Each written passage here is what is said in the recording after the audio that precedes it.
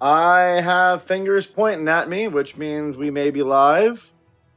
Hello, everybody. I will wait to see on chat that people can hear me, and then we will start our dev stream number 28.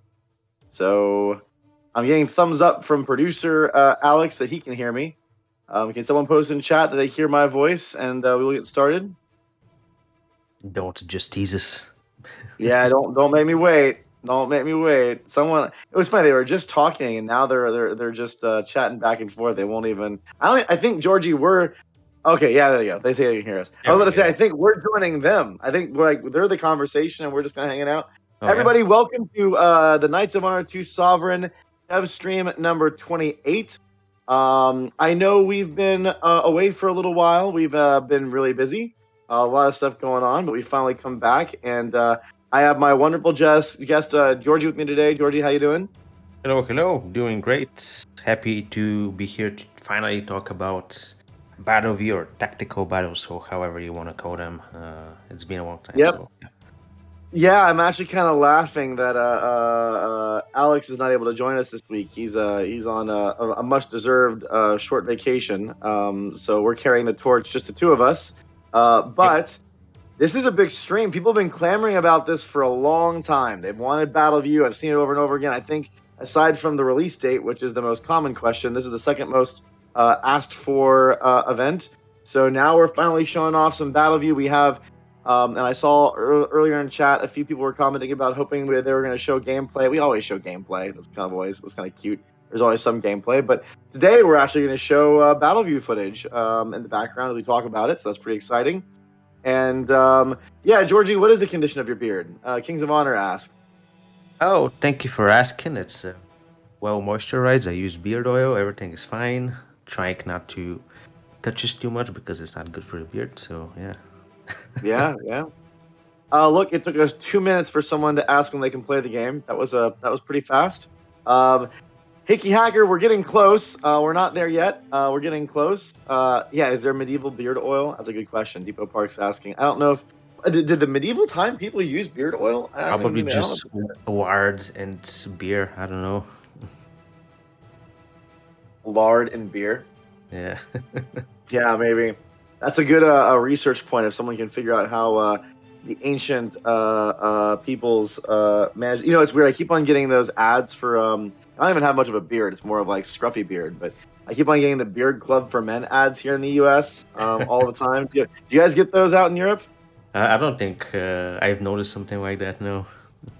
It's an American company that's really big right now on like pushing their products for like beard oils and grow your beard and blah blah blah. I'm curious how many people on chat have gotten the Beard Club for Men ads. They're all over the place. No matter, I think if you're a man, they just show up on YouTube, on Facebook, wherever. It's all over the Just to be place. clear, this is not a sponsored video. Yeah, yeah, it's not. Maybe we Yeah. should ask them, right? No. Well, we're super excited to talk with you guys about Battleview today, and again, thank you for your patience. We really wanted to show Battleview off this stream, and it wasn't ready a number of weeks ago to really record the footage we wanted to record. So today we were able to get the thing in and be able to show you guys some stuff, and I know everyone's been really eager to see it. So hopefully, if you haven't had a chance to check out the Dev Diary, it's on our community site, community.knightsofhonor.com, which is right below me. And then you can see some of the images and whatnot. But we're going to show a video today. You're going to see some B-roll. It's not a lot. I think we have like 2 or 3 minutes of footage. But we're going to just loop it as we kind of go through throughout the stream. Let's see. There's a second Yep. thing because the last thing to prove this will be an amazing game that leads to first. Oh, okay. Yeah. Man of Valor, I'm excited to hear what you guys think about with the Battle View. It's been you're not wrong. We definitely, people have been clamoring about, when was the game? Everything looks so releasable. The game looks done, and Battle View is a big part of the product. So we've been working on that for quite a while, trying to get the first pieces put together so we can actually show it and start getting some feedback both internally and from some other sources. So that's running now. Well, let's jump into Battle View. Let's talk about it. Let's do it. So, first off, and I know for many people this is going to be, a no-brain thing to say, but how do you get into Battleview? What is a process to get into a RTS battle?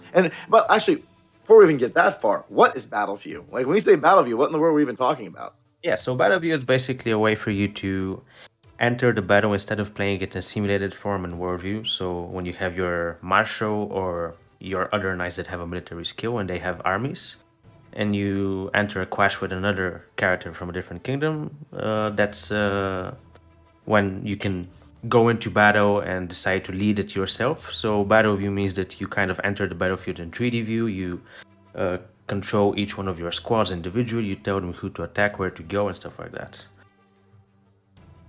Yeah, Oh, I just realized Tartov 4E2 is Yavor. Okay, awesome. Hey, Yavor. I was wondering if you were going to be here. So awesome. Good to see you. I'm glad to see all the No normal problem. peeps here around too. Yeah, so I think we've talked about this a long time ago, but just to kind of set expectations, some people, when they see our battle view and see kind of the scale of the game, they start kind of confusing us with other products like the Total War series. But our game is very different. We've kind of drawn the pie chart of the experience, and I would say at least 75, 80, maybe even 90% of our game, Knights of Honor 2 Sovereign, is about that worldview strategic view gameplay, managing that aspect of the game. And then you have the battle view, which is like for flavor, 10 or 15%. So if you're expecting that kind of total war RTS experience, that's not what you're going to get here. But you are going to have a fun time. You are going to go in and control your battles, and that's kind of the goal with it. Yeah, absolutely as well. Like there's so much things going on in worldview, and there's so many times you go into battle that we don't necessarily want you to be forced to go into every single one just to be able to play the game, but it's there for you to enjoy it and maybe get out with a couple more units that are alive compared to the simulation. Yeah, Yavor, I was not expecting you to miss this. I was expecting all of the core cast to be here now that we're finally showing Battle View. This will be a world first to see our new iteration of the video footage. So I'm glad. That would Yeah. have been strange if you hadn't made it. Yeah, I think we actually we did a survey for all of you who've been in our community for a long time, way back, like 3 or 4 years ago. We ran a survey on I think on Facebook and a couple other platforms asking people for Knights of Honor 1, the original, how often they played the battles, what scenarios they played them in, so we could try to aim some of our efforts on the times where you really feel like you want to play those battles. And I feel like Yep. that's been informative to us on kind of driving that. Now, one thing that and I know most people know that already, but I'll remind everyone: Battleview is only available in single player. It's not going to be available multiplayer. And there were some. We originally had debated about this for quite a long time. We did a whole bunch of research. We looked at the kind of game we were making, what the technical challenges were going to be, not just also design challenges were going to be, and it just didn't make sense for us to bring Battleview to multiplayer. Yeah, definitely. It's a mix of technical and gameplay reasons. Obviously, like I'm gonna jump ahead right now and say it, but because I know that we're talking about it later, but obviously the world is paused while you play the battle, so it's gonna be kind of tricky in multiplayer in that sense, and also obviously technical reasons as well. So yeah, for now, as Brad said, there's no Battlefield in multiplayer. Yeah. And Kings of Honor, I doubt it'd be possible to mod it. And I mean, there's some fundamental technical challenges in trying to make Battleview work in multiplayer. And there's also, I mean, it's what do you do with the other players when they're waiting? I mean, it's just really complicated. There's not any current game of this structure that allows for more than two players to play versus each other that supports that type of mechanic setup. Because if you did, then everyone else is just waiting and watching you play, and that's not a good experience. We tried a whole bunch of different thought processes how we could make that better. It just didn't make any sense. So at the moment, and for the foreseeable future, Battleview is only in single player. So Yeah. let's move on and talk about how you get into a battle. Yeah, so the way you get into a battle is once two armies or four armies 2v2 clash and worldview. You basically open the battle when you have a timer, something like 30 seconds, it goes down. And during that time, you can decide if you want to go into battle and lead it yourself through the tactical battle, which we're talking about right now, or if you want to play it in simulated form. And if you click the IO lead button, you instantaneously see a loading screen and you enter the battle. And if you click the simulated form, then I mean, obviously, people would know from the original game. You just start battle in a simulated form, and that starts after the timer ends. We did iterate with that. When do you start? Does it start after the timer ends? Does it start immediately for the simulated one? Right now, it is after the timer ends immediately, completely. Hmm. And that's really designed so that like there's not stuff going on in the world while you're sitting there playing the battle. You can kind of separate those two and be able to spend the time in the battle you want without worrying about all the stuff that could be happening when your map is closed. Yeah, definitely. You're pretty much safe to play as long as you like in Battleview, and once you exit out, everything should be exactly the way as you've left it, with the messages and the states of the game and everything like that. Now, it may sound like with that comment that the armies that you bring to the battle are the only armies that are available, but there is some reinforcement logic where certain both allies and enemies may be added into the battle as you're progressing. Can you go a little bit into how that logic works when it comes to reinforcements? Because if the world's paused, how would they get there? Like, how do we do that? Yeah, definitely. That's one of my favorite parts about our battles because it can add a lot of dynamic to the game. For example, you might start with a 1v1 battle, and then you can bring in reinforcements that are either your armies or your allied armies in the vicinity. So what it does, it basically just looks for armies around the battle in the vicinity, and you can choose which army leader to bring alongside their armies. And this is like somewhat of a exception to the pause thing. What I mean by that is that once you bring an army to reinforce you in battle, they actually move towards the location. So, even though the word is paused, the actual army that's going to reinforce you actually appears there, and once the battle ends, they are there actually. Yeah, I mean, it's actually really exciting because sometimes, both in a positive and a negative way. I mean, you can definitely decide, almost like a delaying tactic. Like if you have another army that's close by but hasn't made it yet, and you kind of know that they're going to be able to get there to help you out, you may initialize a battle with someone and just try to like bide time. And then when they Yeah. come in, you can overwhelm them and win. And vice versa. You have to kind of like, all right, if I'm going to go into this fight now and those reinforcements are on their way, Hmm. I better be very aggressive. So it does kind of play into that decision making when you get in that battle. Yeah, definitely, and it's an interesting point when you want to do it because you can do it either through worldview, or you can do it via battle view as well. So sometimes as you said, you have two armies. The timer is gonna run out. You know that you want to go inside the tactical battle, and you bring out another army to reinforce you. But oftentimes you might want to start 1v1, see how it goes, and then decide a reinforcement from within the battle. And in both of those methods are doable by clicking on an empty slot of an army leader. And once you do that, the pop-up screen comes up, and then there's a list of armies you can invite to join the battle. And beside each one, there's like a rough orientation of how far away they are and when they're gonna arrive. Yeah. And by the way, Calliope, or Calliope, we are going to be showing some Battleview footage during the stream. Producer Alex also already has it queued up, so he's just waiting for me to unleash the hound, so to speak. So in a little bit, we'll show the world some moving picture versions of Battleview here for a minute. Sirius Black has a good question, which is how many reinforcements can come to the battle? In Knights of Honor 1, it was just one max for each side.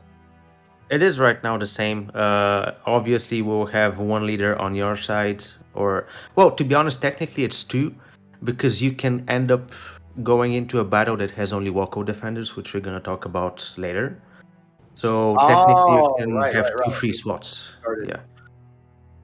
So most of the times it's one per side.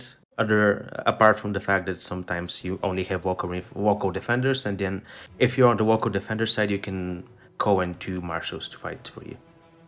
Yeah, it makes sense because sometimes you want to have that. You know, the local defenders are waiting for reinforcements, but the battle still gets triggered. And you also same kind of thing. You're kind of doing a delaying tactic until the people show up. Yeah, and sometimes they're more than enough to kill the enemies, especially if they're like freshly spawned rebels or something like that, and you have like a big defending force already set up. Yeah, so I guess that kind of ties into one of our next topics, which is really talking about the scope of the forces that you can have in a battle. So I Yeah. think we'll talk about this topic, and then maybe we'll show some battle view footage. Maybe we'll finally let people see it. So after we go through this one little part, so what is the size of the forces for both sides of the fight? Yeah, so you can have up to two knights leading troops per each side. And alongside them, for the defending side, there can also be walko troops. That are, for example, if you're in a siege, those could be garrison troops, there could be town guards, then they can be gathered from the population in the province. For example, if you're pillaging a settlement, then those local defenders will be the population and levies that are above the settlement in worldview. And in total, like, obviously this means that sometimes some battles will be pretty large in scale, to be honest.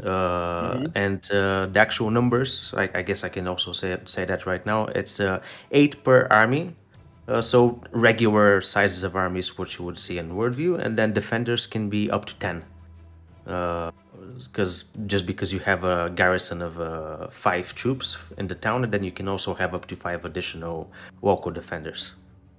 Yeah, but that's like almost in game, like max leveled up. There's quite a bit of investment to get to the scale where you have that much infrastructure built. You have that many troops available for a town. I Yeah, would say like in the early game, you're usually running around with like 1 or 2 armies fighting at once, and like some of the local defenders are a couple of guys, but you're not really getting those max numbers. And it's nice as the scale progresses because you get those kind of small fights still, and then when you're getting later on and you're having like these epic sieges, there's gonna be a lot of stuff going on.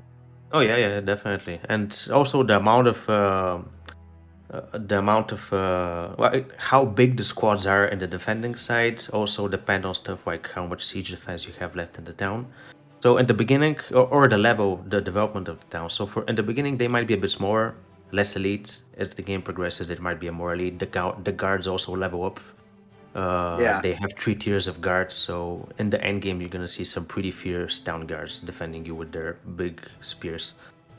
And it's also kind of fun to feel that sense of progression where you're like, okay, I've been playing this game for a little while. This is the epic siege of my of this like Mm. key place, and you have all this stuff going on, and it's been really well developed. So that's a neat sense of progression in there. Yeah, especially when the catapults and trebuchets start firing rocks on everyone in cells, and you just see people flying all over the screen. It's always fun. Yeah. So the Kings of Honor asks, will there be a fog of war in Battleview? In Battleview, no. As you enter the Battleview, you see the entire battle Yeah. We've location. talked about it. It's not something we haven't talked about, and it's possible Hmm. that as we iterate, it may be something we bring back. But at the moment, it just hasn't been necessary. Like I mentioned before, it's not. We're not shooting for a tremendous amount of complexity in Battleview. We want the Battleview to be fun. We have some mechanics we think really help that snap moment where morale breaks or things kind of like cascade around. We also want players to get in there, get it done in 15-ish minutes or so, and then get back to the game, like get back to the worldview game. So there's always this kind of balancing act of how deep we take the mechanics in Battleview versus it being that kind of, I don't want to say snack experience, but it's that kind of immersive experience that you get to experience and then bounce back to managing your kingdom. Yes, some of the battles right now, the longest battles I am leading are the ones that I restart the most, because there are some cases when I know I can barely win the fight, that I'm not going to be able to in simulated form, and I know that there's a specific strategy I might utilize, but it takes me a couple of tries to do it, and the actual tries are not like that slow because you would sense when you're losing. But I've had some moments where I've been playing with a battle for like half an hour just because I wanna do my tactic. But Yeah, usually they are definitely shorter battles. I like Frog Warbler is like no fog of war. How about a dog of war just to boost morale? Like the king's dog that kind of runs around with you. It's not a bad Unleash the idea. hounds. Yeah. Yep. So we've gotten a lot of. I think Yavor is about to revolt. He's like, I've been waiting long enough. Let's do this thing. So we're gonna go ahead and play some of the. It's just B-roll. There's no audio.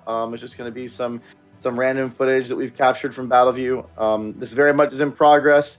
Things are Yeah. gonna change, That improve, and blah blah blah. So this is kind of a first sneak peek. So if you look at it and you have things that you're noticing that are bugs, they're definitely still on there. There's still some animation glitches. We're very much yeah. in progress.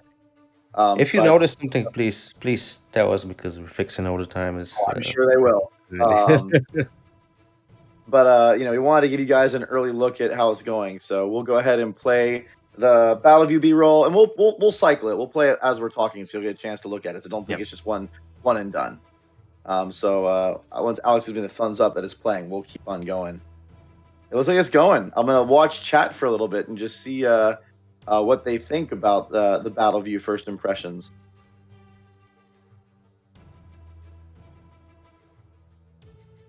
Let's see, I see the video up there. Is it playing? There it goes. Okay, cool. I think it is. Yeah, we grabbed. I think this is like a couple different fights that you did. There's a. I really wanted to show more of the Arabic siege that you did, but that one was pretty rough. There were some glitches where like there are pieces of walls still standing and whatnot. So Yeah. didn't get a chance to include more of that. But Yeah.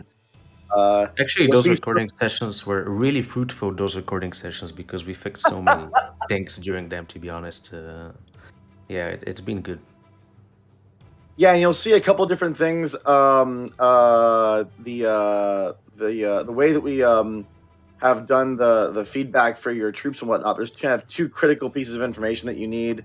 Obviously, there's kind of the squad's health, or like how many people, how many units are alive in it. But then there's also kind of this sense of morale, and morale is super important to how everything moves and plays. So maybe you can just really quickly have a breakdown of how those mechanics work and how they work together. Yeah, definitely. So, do you want me to just talk about morale for a bit? Yeah, and just how like morale and like Yeah. the total amount of health is like how they influence each other. Yeah, I mean, obviously, morale is an important metric as health is. I guess we can like we're gonna talk more detailed like about what types of effect morale leads to in the next diary. But right now, I can say that if you if you enter a battle with really healthy armies, but your morale is like something like 25% of its maximum value, chances are you're gonna have a lot of things like maybe your archers are getting charged by cavalrymen, they're gonna just flee immediately. Like the lower your morale is, the higher the chances for your armies to retreat or flee. Retreat are two basically are two different ways of saying like retreating is a squad running away temporarily, and fleeing is a squad just basically running away completely. You can see it in the videos. They just become like white running dudes that are surrendering for their lives. And once that happens, it can also cascade to other nearby troops and stuff like that. So uh, it's it's kind of tough playing with low morale, but you can also get away with it because there's some stuff that happen once you kill other units, and you can gain Mm. temporary morale, and then you can turn the tides of the battle. Yeah, I love how the whole chat has already latched onto one very low level specific visual thing, and that's all they're talking about. Like I mentioned before, a Mm. lot of stuff in the video you're seeing is very much in progress. So it's good to see what you guys are latching on to. But I think you're Yeah, going to find, as we iterate and continue to work on this, there's a lot that's going to improve and change. yeah, I Also, like the idea about it. Sorry, Brad. go ahead. Go ahead. Now I was just gonna say that I like the idea for the arrow trail. If we can turn them off or on in the options, might be doable. Gonna see. Yeah, I mean, yeah, I don't know. I think there's opportunities there to iterate, but I think there's a lot of feedback that also needs to be there, because if we turn off the arrow trails and you won't even know when they're attacking or not, and knowing when you're under fire from those things kind of helps. There's a couple of things that like we have to have game feedback in order for some of these systems to work, but there's also chances for us to polish and improve. So Yeah. yeah, like good feedback there. Also, I think it was who was the one that said asked if the game is vaporware. I'll tell you, like we're showing brand new footage today from one of the big features that we've been working on for a while. So I think our progress and what we show is pretty evident that the game is very much being in very full, active, aggressive development on a regular basis. So absolutely not vaporware. That's for dang sure. Yeah. So let's move on a little bit to getting into the details. Now you don't build anything in the fights. The fights are kind of like whatever you bring in is what you got. So there's a Yeah. little bit different when it comes to other RTSs that are out there where you got to show up and you can build reinforcements. Whatever you have, that's what you have. Yeah, definitely. There's no type of healing of units. There's no types of reinforcement. You can't build stuff like you would imagine in like Company of Heroes or something like that. It's just whatever you get in the battle. That's what you can play with. With the only dynamic part, obviously, being the reinforcements, which can come out to like make you win the battle if you call in the right guys. Yeah, and there's a Calliope, thank you.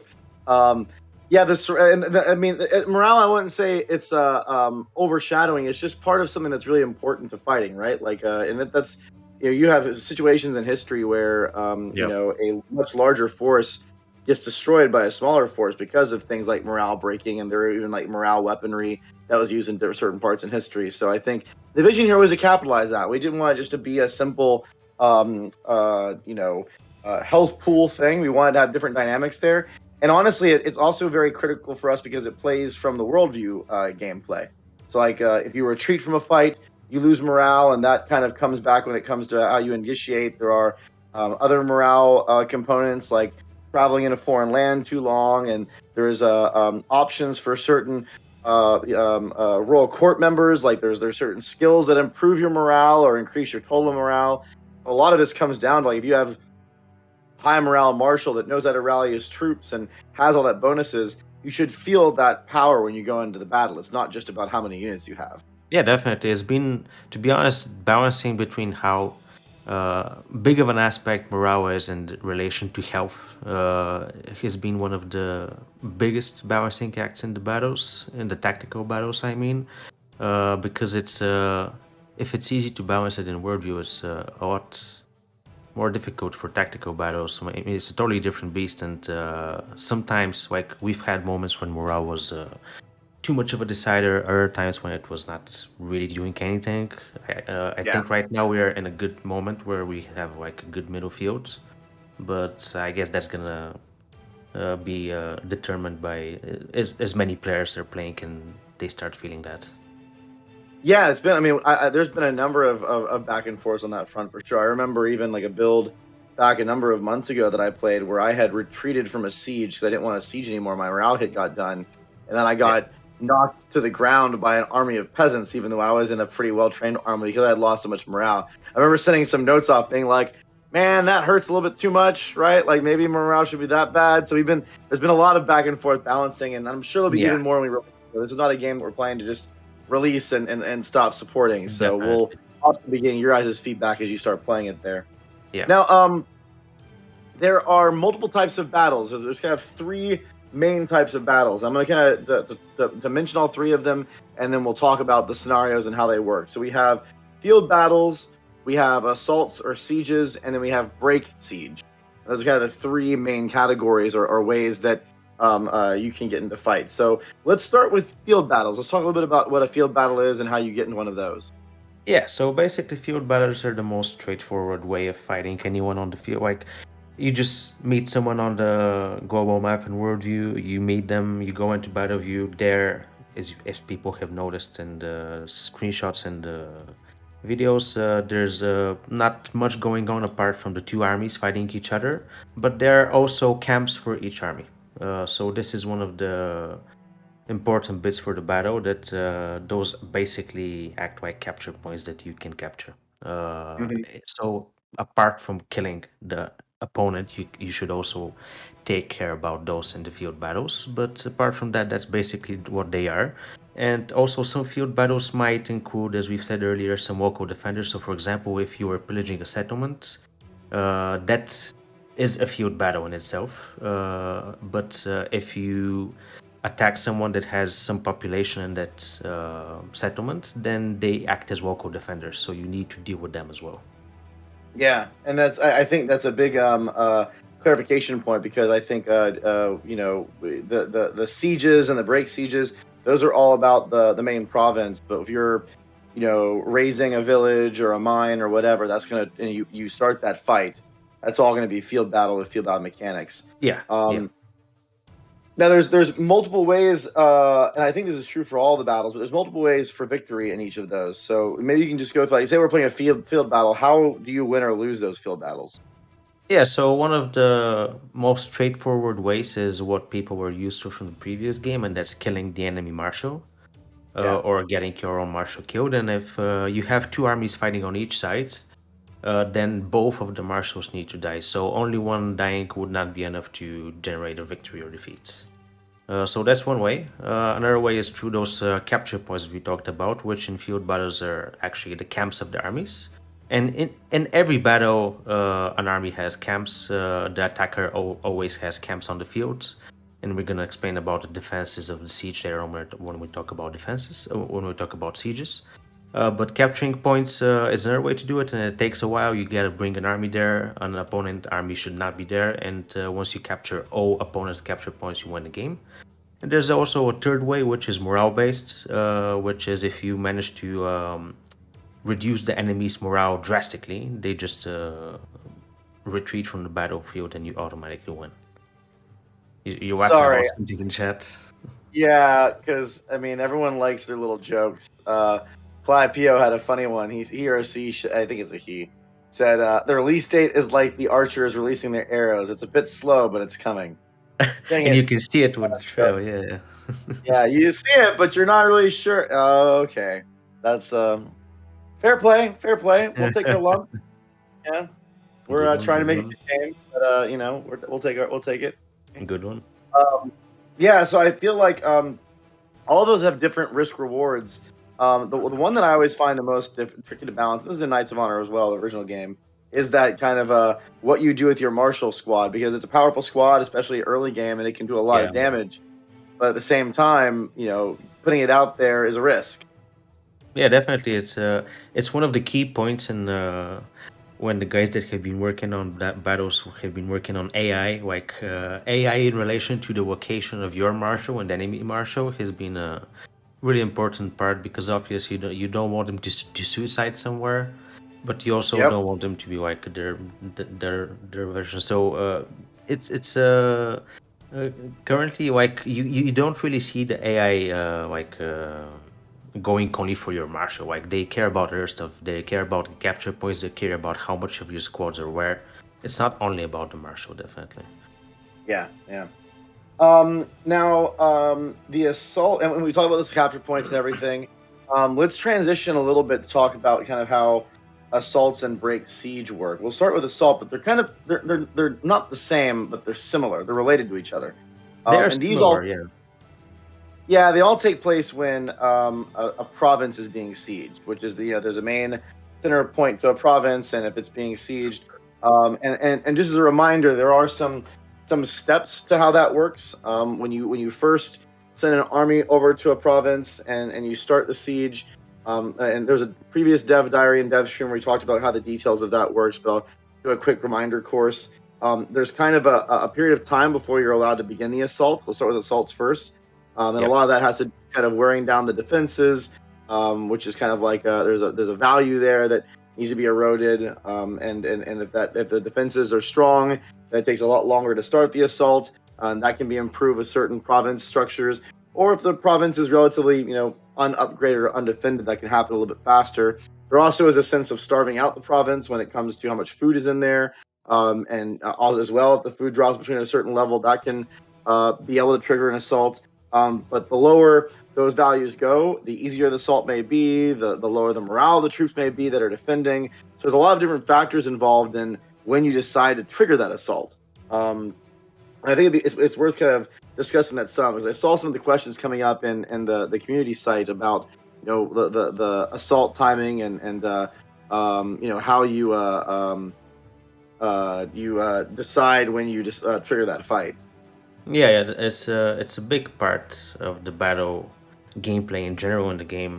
Right now, as you said, there is a moment when you can enter assault. When you can basically click the button to assault, and then you decide if you want to play it in simulated form or in tactical battles. And that happens when the siege defense or resilience of the defending town is 50% of its original value or lower. And the tactical part about it is when you want to go, like for example, the siege defense, the lower it goes, the more destroyed the fortifications of the town are. So if you go to a town that has let's say the maximum, the most extreme case with zero siege defense, then a lot of their towers, walls, gates will be demolished, and then you can just march in freely. But the trade part for that is that you also suffer more damage. So if you are waiting for those fortifications to go down, then your troops will get some attrition damage in the simulation form before you go into battle. So it's a kind of a balancing act. But yeah, it's a key point that when you go into siege, some wall segments, at the very least, or towers or gates might be destroyed, allowing you to go into them easier. And obviously, if you have siege equipment and stuff like that, this happens faster, or if you want to go into the tactical battle, you can use them to bombard the defenses of the enemies a little bit and then march in with your armies. Yeah, Walmart's. I agree. Only great vibes from the DevStream. I'm glad you're enjoying it, and appreciate all of the comments and everything. It's great. It's I always find that decision making process tricky because as we talked about before, the whole reinforcement side of things, and you may have some visibility or information about the enemy rushing to break the siege or stop you or reinforce the defenders, Yep. and so you're pressured to start a siege with a more dug in foe as opposed to waiting and wearing it down and making that battle easier. And that's just part of the strategy. It's not just if you assault or siege, but when. Yeah, and also I also want to say something that we've added recently. It's not related to battles, but kind of is in a sense that you can open the gates with a spy. It's an action we added recently. Oh, right. And you can jumpstart that moment. So let's say you've just started a siege and you gain opportunity for your spy who is in that kingdom, and it just says open the gates. And you can open the gates and you can start an assault, and that means that when you start it, the gate is literally destroyed. Like it's open, sorry, not destroyed. It's open for you to march in, and then the defenses of the defending troops are also less than they would normally be.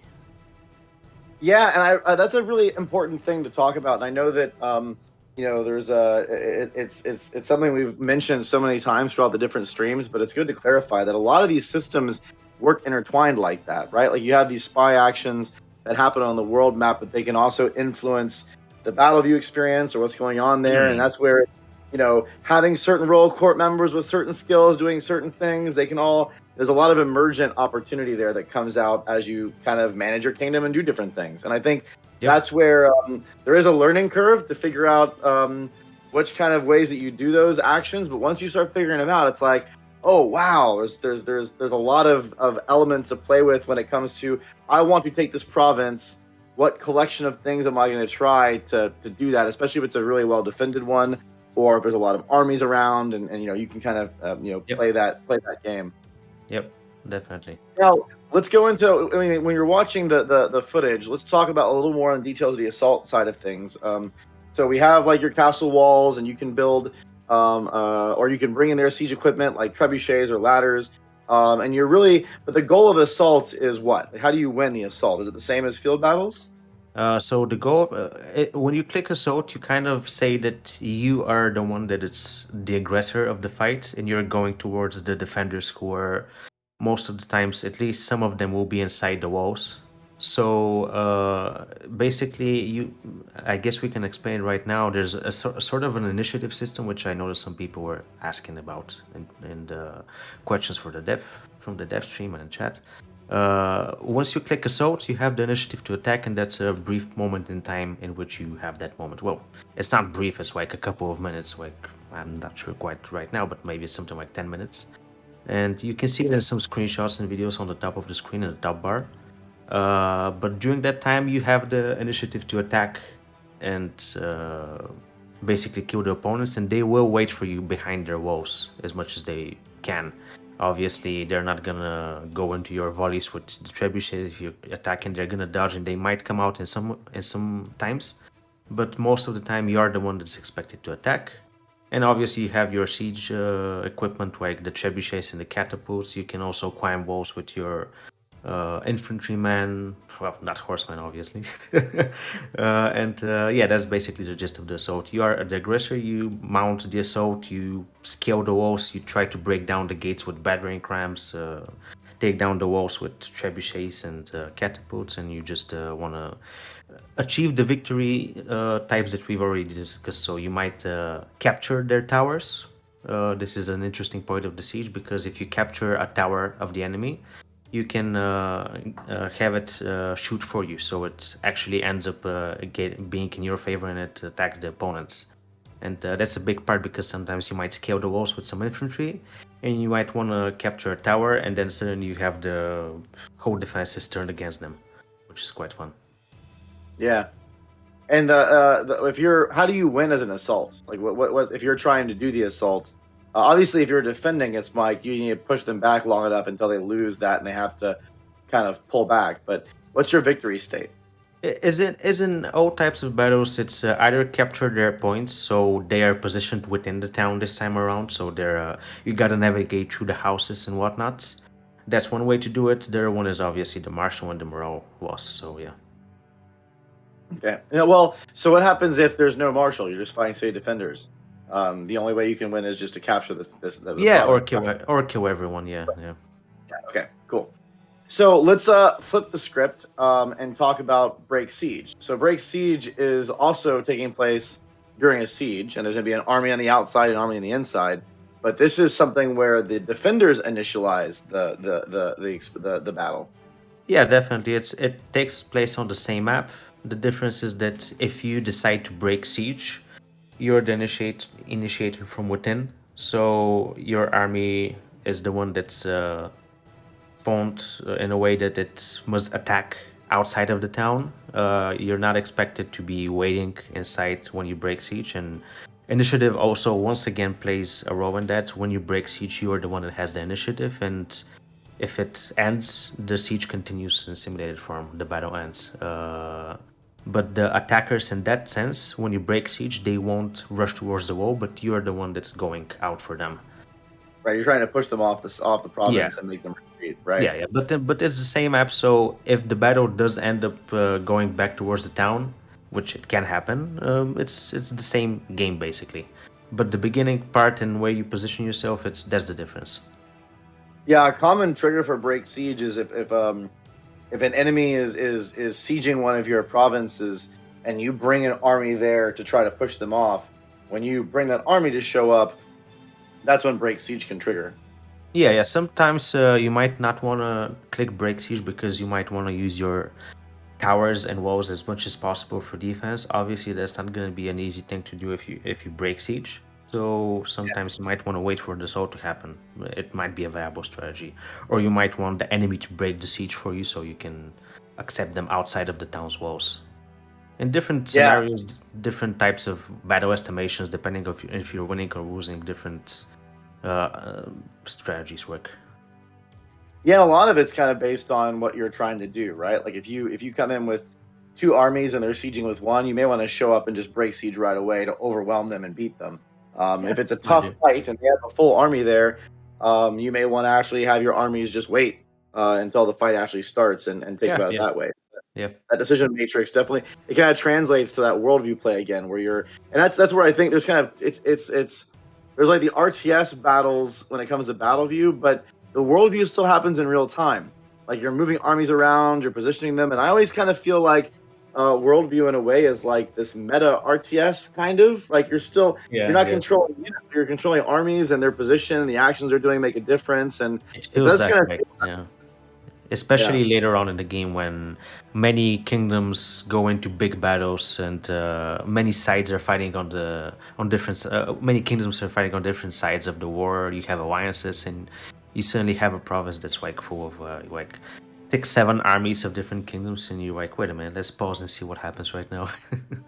Yeah, and I mean, this is. I mean, I love the the turn-based type games that are similar, but it's I think a unique selling point of the Knights of Honor franchise that you have those Hmm. real-time aspects in both places, and the action's always going. There's always things taking place. Obviously, you can slow it up or speed it down or pause it for a minute, but it gives you that kind of sense of life, and it's kind of a multi-layered RTS, right? I love that. Yeah. Um, so let's see. There's a couple more things. We talked about the let's see, we talked about the risk rewards. So I guess well, the last thing we'll talk about before we go into questions, and I saw a few people asking about this, but the what do you think, in your opinion, like what's one of your personal big differences between the original Knights of Honor's battle view and this one? Like, what do you think is a big thing that has really changed the way that it plays? Well, obviously, the first thing you would say that it's 3D, but that's like common sense. You can see that. Right. I think it's a updated version of the previous one. It's the sieges for me right now feel a bit more fun because of the way the destruction works, and you can have like, for example, you can trap enemies on the walls because you destroy everything around them. Like those aspects are improved. There's a lot of small things that are optimized and made better, and I like the fact that it's still not a battle that prolongs for like more than a half an hour. It's something that you can get into. You can decide what strategy you want to, and you can really play around with it until you get the outcome you want. Yeah, I think that it really is something we talked about a lot was keeping a lot of the Knights of Honor formula intact. There's a lot we Mm, liked about it, and just retooling it and adjusting it. There's a whole bunch of little changes that add together to make it feel familiar but fresh. I think to me, I mean, obviously Knights of Honor one had aspects of morale that mattered, but I feel like we've really done a lot more in Knights of Honor two to add different things that play with morale and how yeah. morale is impacted by your decisions. Like one thing that I think is, I mean, it's a small thing, but it just changes the rubric of how you make a decision, right? Like if you're sieging a town, you can't just decide to stop sieging. Like if you decide to stop sieging, that Mm, hits your morale. You have to figure out, like if you go and when you decide to siege someone, it has to be a deliberate thought. If you decide to back out of that, you better be able to get out of town before they catch you, or you're going to be a really easy target because your guys are demoralized from leaving leaving something they went out to do. And I like those different components that just make it as someone who's a big strategy gamer, it adds another layer of thought process that I find really interesting. yeah, and And I think there's some also quality of life improvements that push those things forward for you to realize how they're working. So, for example, the yeah, morale system you said, there's different buffs and debuffs and statuses, which we're gonna talk about in another dev diary for the battles, and we're gonna go into more detail for those. I also think there's that someone asked about how we're gonna know what happens in those terms in the battle, but you can see those above armies. You can see them in the army plates. You can hover them. You can see what types of effect they have based on the morale you have. For example, yeah, you might be very exhausted, or you might be exhilarated because an enemy leader died next to you. Stuff like that are shown, and you gain a much better understanding of the dynamics of the battle as it starts. yeah. Well, let's go through some questions. I have my sheet of questions from the community. Ivory Yep. Knight had quite a few. I'm not going to be able to answer all of them, but Mm. there's one that I want to take because we mentioned this in the diary, and I think it's worth kind of talking about for a minute. Ivory Knight says, "How does your map generation algorithm actually work? Is every map unique? Could you explain some of the details, such as how it considers river crossings, mountains, swamps, castles, hills, etc.?" So, can you just give like a quick conversation about how we're doing map generation? We probably can't go into too much details, but I think it'd be worth just chatting about that for a minute. Yeah, yeah. Even if you wanted to, there's so many aspects to it. But basically, the gist of it is that every single battle is based on the location of the map. So the coordinates of the map, the game knows how many trees they are, how densely populated it is with woods, and if there's a coastline. And depending on that, it generates a map, and then it positions. If you want to go on the technical side, it like creates some Berlin noise and stuff like that, and then based on the calculations there, it puts houses in some spots. Then it connects the houses with roads, and then it puts if it's a siege, it puts walls and towers and stuff like that. There's a whole different bunch of steps that happen, but the key thing is that each although battles are unique depending on the location. Like if you play on the exact coordinates, so for example, if you play on X and Y is this, it's gonna be that battle. If you go a little bit left though, it's gonna change depending on the geographical setting. Also, it Yeah. looks for stuff like the climate zones, so that way it we have different climate zones painted on the map, and you can determine if it's a desert area or a green luscious greenfield area, or maybe if you're more to the south, it becomes more mushy and stuff like that in terms of the grass and the textures and so on. But yeah, that's basically the gist of it. Yeah, It's I think that heavily inspired on the location. yeah, I think you're gonna find that there are some big features that really are noticeable, like a coastline or a city wall or whatever. The rest of it's often like flavor, but you are gonna see those differences if you're really paying attention. They're not gonna be the same map every time, which is Yeah, really and the nice. development of the town is also key. If you've leveled up your fortifications, then the Right. walls and towers will be higher level, and they're gonna be with more health and difficult to take over and deal more damage and stuff like that. Yep. William Blake asked, and we talked about this already, but I'm just going to ask the question so we can clarify we talked about it. So he asked, is initiative a resource or something? Is it calculated or runs out? Can a player see it on the UI, et cetera, et cetera, et cetera? So he basically wants to clarify, does initiative work as a mechanic? And as we were talking about before, yes, absolutely. Initiative is something that you have.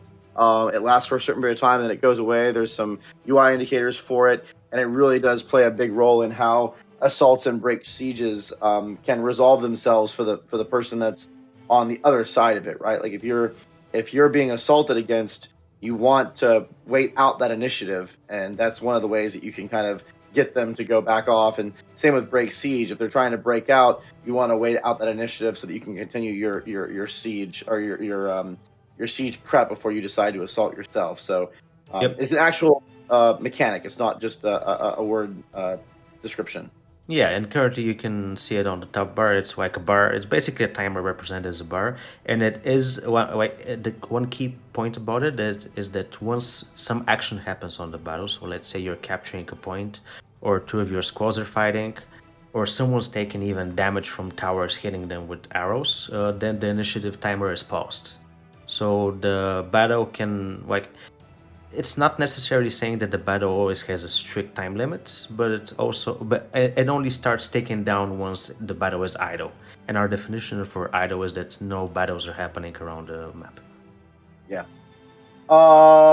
Light Hope asks, is there any point for a defender of a siege to not just wait it out and then engage at the last minute? So I I think we kind think of answered that now, right? yeah. I mean, there's definitely different advantages and disadvantages we talked about. So the timing of when you decide to do either an assault or a break siege action is really up to what situation you have yourself in. Whether you want to wait for reinforcements or whether you want to maximize your defensive structures, or if you're an assaulter, if you want to wear them down as much as you can, Yeah. as well as maybe reinforcement showing up. So there's a lot of different rubrics that come into deciding when you trigger those encounters. Yeah. Obviously, if you're a defender in battle view terms, if you break siege, sorry, if the enemy assaults, you have no. If you break siege, there's no point in you waiting because the battle is just gonna end because they wait for you to attack. Yeah. So there's no advantage to attacking in the final few moments of the initiative bar compared to the very beginning. Obviously, they can also have siege equipment, so you might want to be careful for that. So yeah. Yeah. Demon Hunter 50 asks, can multiplayer battles be modded, or is there a possibility for the future regarding this? We're still working on our modding toolkit, and how much is going to be available at different stages. We're trying to add as much mod support as we can over time. I don't think I think there are some things that would probably be pretty easily modifiable, like base values for units and damage values and things like that, even like things like speed or whatnot. There may be some other things that are way more complicated, like adding a new unit behavior. I don't think that's going to be very easy, or even anything.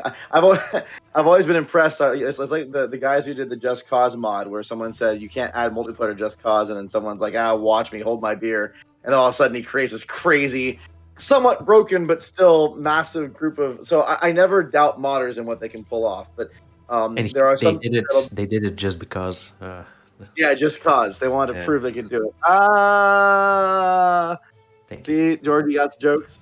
So I mean, yes, I think that there's probably a lot of things that people can do if they have some real skills and want to try to, unwind mechanics and re-implement them themselves. But most of the stuff that'll be easily available are things like changing, you know, unit meshes, like the visuals for them, or adjusting their stats. Things like that are going to be, I mean, not easy, but relatively straightforward. So let's grab another question. Serious Blast asks how many reinforcements can come to the battle. We already talked about that one, actually. Yeah, one per Uh, side, unless it's defenders only, so that's two. yeah. I'm gonna just take this question because it's funny. All right. Frog Wobbler, by the way, if you're still around, you got a sense of humor, my friend. I like it. Frog Wobbler asks, how about an option to settle disputes via Rochambeau? Could save some time, right? I like it. Just two guys in the middle. See how it turns out. Who's gonna still stand? Thwack I like the thwack. name. I like the name of the user as well. Yeah, +1 for yeah, me for that. Thumbs up. yeah.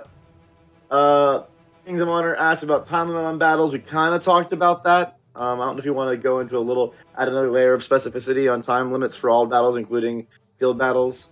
They're not for field battles. They're only for break sieges and assaults because those are the ones that you initiate. When a field battle happens, it kind of makes no sense because both sides clash, and we don't have an initiative system there because there's not a moment. It's not like an RPG where you like surprise the enemy and you get the first blow or stuff like that. Like it's not that type of combat in our case. Yeah. Clapio asks, I've got a question. Are you guys devs happy with the state of the game, or you think there'll be some changes eventually in an extension or later? So it's a good question. I feel like, in my opinion, I feel like the battle view was like the big feature that we've still been working on, and it still has work to go. Like we're playing it, but there's, I mean, even when it comes to AI, and Georgie was kind of implying this for a while, even like as recently as like a month ago or so, you get into battles and like sometimes the AI wasn't very good protecting their marshal, and you could just tease the marshal and kill him, and that was not fun. So like there's still a lot of things that we're iterating on with Battleview to make it better. We had a whole priority list this last month or so that we've been burning down, and we'll reevaluate at the end of that and see how good we're doing. So I think as far as like the state of the feature set, I think for the most part, like the feature set we're pretty happy with. At this moment, we're really trying to just find what features we may need to add or extend or tune or whatever to get a great experience. And I think Veso, who posted on Discord about this recently, had mentioned that that's kind of the state of where we're at in development. But that's not a trivial amount of time. It can sometimes, especially with a game of this size, and where you're the amount of time it takes to play through one run is so extensive, and there's so many factors.